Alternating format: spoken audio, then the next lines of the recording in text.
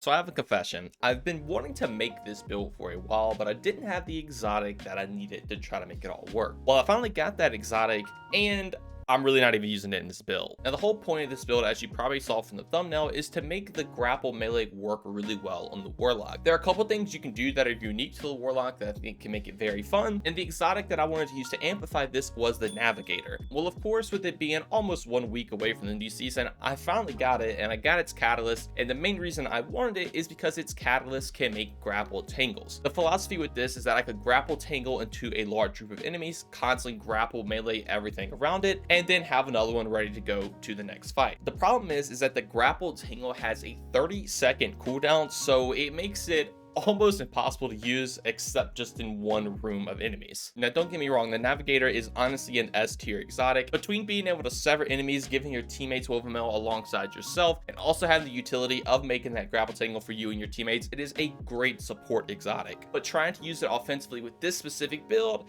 it kind of fell under. So I took all the knowledge from trying to craft that build and turned it into what this build currently is. So if you want to use your grapple as your primary way of doing damage alongside making tangles and do an absurd amount of damage with that melee, this is definitely the build for you. All right, so jump right into it. Let's first start off taking a look at our grapple, since this is the main focus point of the build. How are we going to improve this? So obviously we're going to be slotting in the grapple, and the first way we're going to improve this is with Mind Splint Invocation. This fragment basically just buffs every single one of your strain grenades, but specifically with the grapple, it says your grapple melee spawns 3 Threadlings. So this means now every time you do a grapple melee, not only are you doing the damage of the grapple melee, you're also going to be spawning Threadlings that will go out and do some damage as well. Now, Threadlings currently in the game aren't the greatest, but what's really cool is that starting season 22, they're going to be getting a 30% increase to damage in PvE. So they're going to be even better than what they currently are. Now, another way we're going to increase our grapple melee is with Verity's Brow. So this has the exotic perk, the 4th Magic. Weapon final blows with a damage type matching your subclass energy grant Death Throws, which provides a grenade damage bonus and grants you grenade energy. When you have Death Throws and throw a grenade, nearby allies gain greatly increased grenade regeneration for a short time. So what's really cool with this exotic is not only are you going to be getting more cooldown rate just to get your grapple melee up a lot faster, the Death Throws from this will actually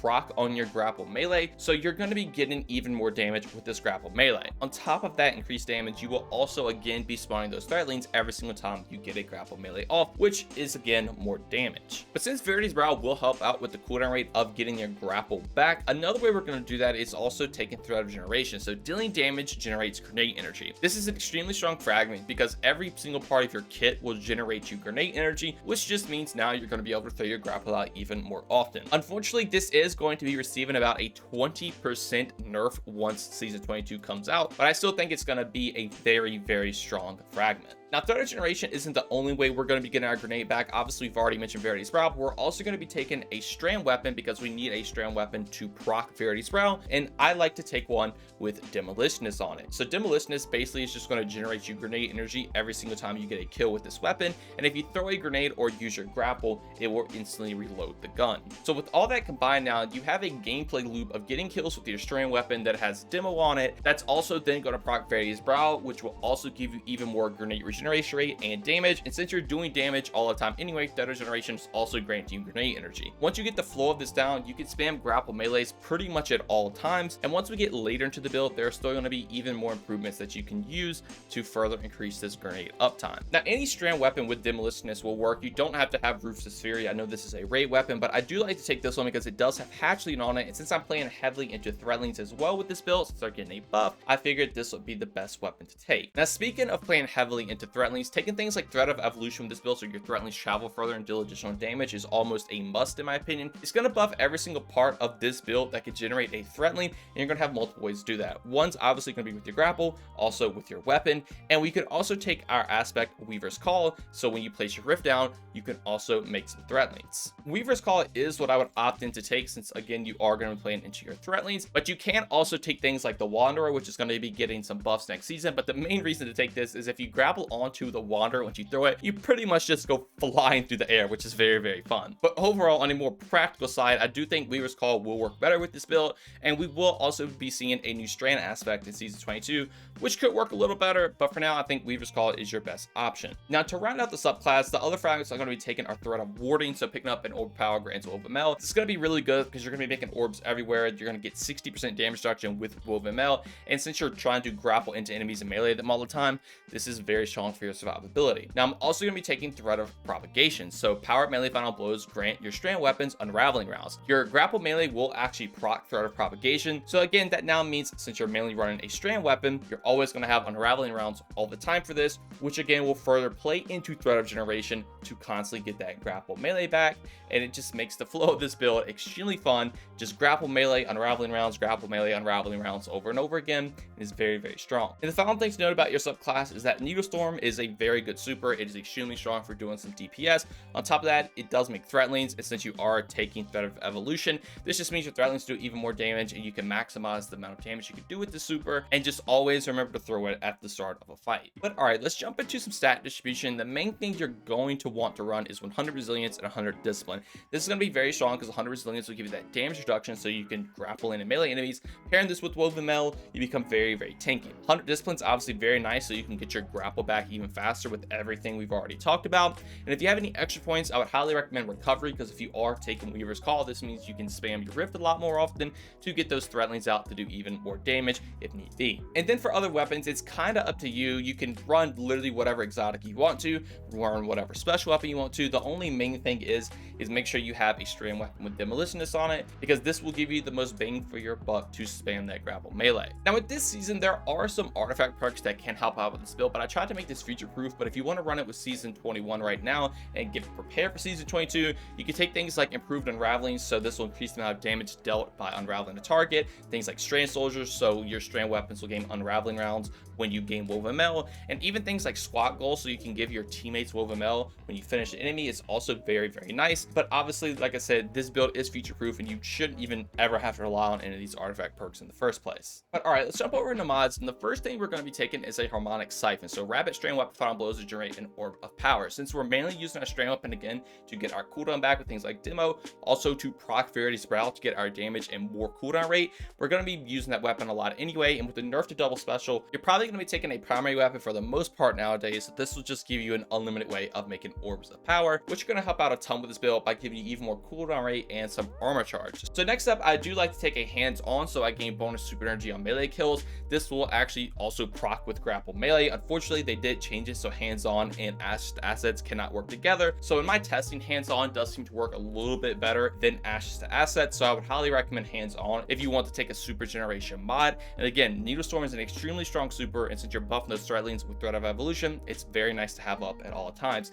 Because of that, I'm also going to be running Dynamo, so whenever I use my class ability, I will get even more super energy. Since my class ability can make Threadlings, I'm going to expand that as much as possible. I'm going to play into that, so I might as well just try to get some super energy if I'm going to be doing that in the first place. If you are going to play into Dynamo, taking things like a heavy ammo scalp also is very good to generate more heavy ammo, but anything's up to you. But I just like to take this again because having more Needle Storms just means more damage. Now for my arms, I do like to take a strand loader just so I can reload my Rufus' Fury a little bit faster. If you have a strand weapon that you don't really have to reload, or if you're just heavily playing into demo since the grapple will reload the gun, it just kind of makes the flow of the build a little bit better to me. But if you want to take literally anything else, then it's also fine. Heavy-handed is a great thing to take, so whenever you get a melee kill, you'll make some orbs of power. Now you could also take firepower because this will work with grapple melee, but the reason I do take heavy-handed is because one, the grapple melee will make you an orb of power, but since you have 3 charges of your melee as Arcane Needle, that can also make orbs of power. This will only have one way of making orbs, that is just grapple melee.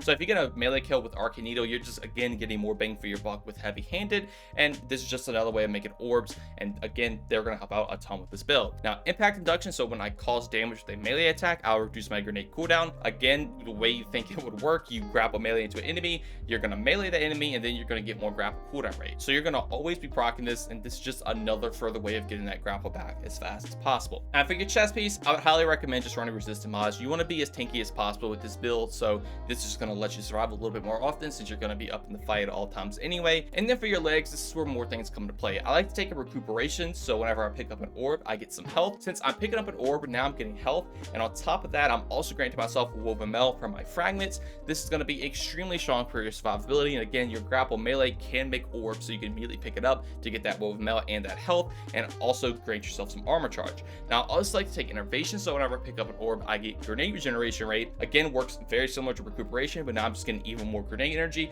I use my grapple melee, I proc impact induction, so I get some grapple back. I pick up the orb, now I get even more grapple back. Now, absolution, so I can get some cooldown for all my abilities, but the main reason I'm taking this is so I can kind of stack on top of innervation a little bit more. This does net you more than just taking double innervation, so running an absolution with innervation will just give you more grenade energy, again for more grapples, but you also do have the added benefit of just giving you some class ability energy as well, so you can spam your Weaver's Call a lot more often. And then finally, for our bond, I do take a bomber since I'm going to be able to use my class ability a lot. Again, more grapple, which is very, very nice. I do take a powerful attraction so I can pick up orbs around me whenever I use my rift, so it'd be kind of nice if you grapple melee into someone, make an orb. If you need to put a rift down, you'll just immediately collect that orb no matter where you're at, so it's kind of nice to have, but you can swap this out for whatever else you want to. I just found this a fun mod to take. And then the main one, utility kickstart, so whenever I use my class ability, I will get class ability energy back. This is based on your armor charge, so the more you have, the more energy you get back, and since you're going to be at max armor charge all the time, you're going to be getting the max benefit out of this. So with all that, you're going to be able to spam your grapple melee literally all the time, your rift almost all the time, and you're even going to have a pretty hefty damage buff going towards your grapple, alongside providing things like unraveling rounds to your strand weapon. You're also going to be very tanky with the 100 resilience and a permanent woven mail up at all the times, because all it takes is to pick up an orb, and you're going to even be buffing all the Threadlings from this build, from your grapple, from your weapon, from your class ability, and it just makes this build a ton of fun to play. It's a very aggressive build, so if you don't like those, I wouldn't recommend it, but if you want to just grapple in,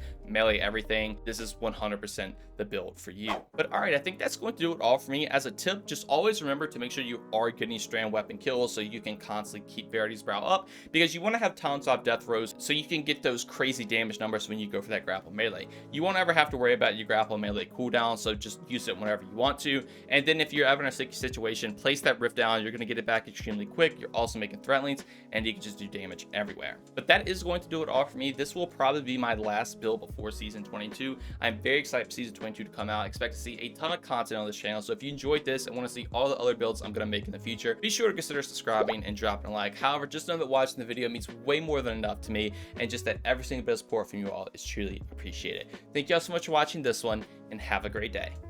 Peace.